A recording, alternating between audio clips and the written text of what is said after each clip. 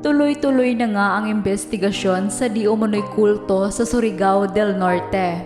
Ngunit mas lalo itong pinag-usapan ngayon dahil sa mga isiniwalat ni Senator Risa Hontiveros.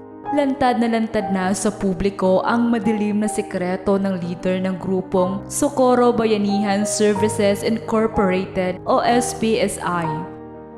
Noong nakaraang buwan nga nang pumutok ang isyu sa umano'y kulto ng Barangay Socorro sa Surigao. Marami ang kinilabutan sa mga lumantad na kaganapan sa Sitio Kapihan.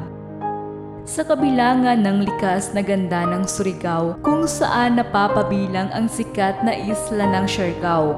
Isang madilim at kakilakilabot na sikreto pala ang mayroon dito.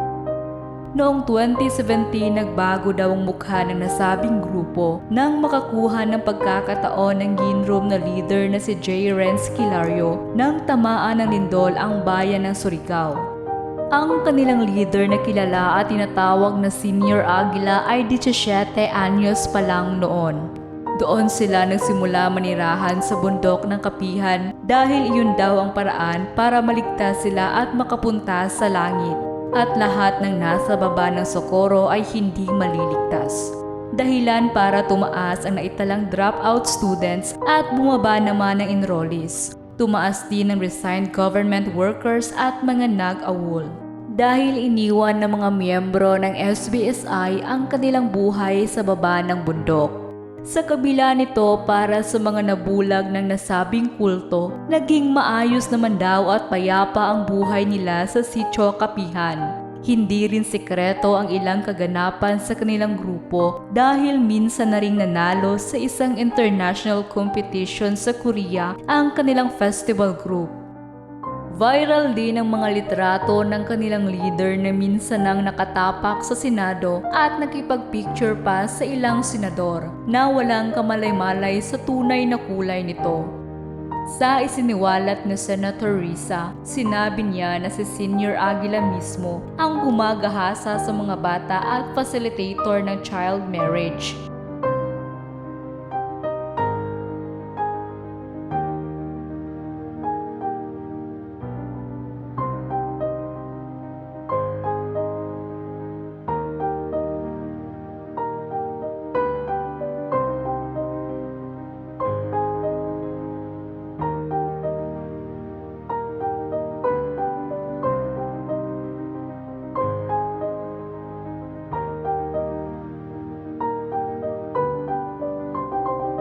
At ang isa pa sa karumal-dumal na nangyayari sa nasabing kulto.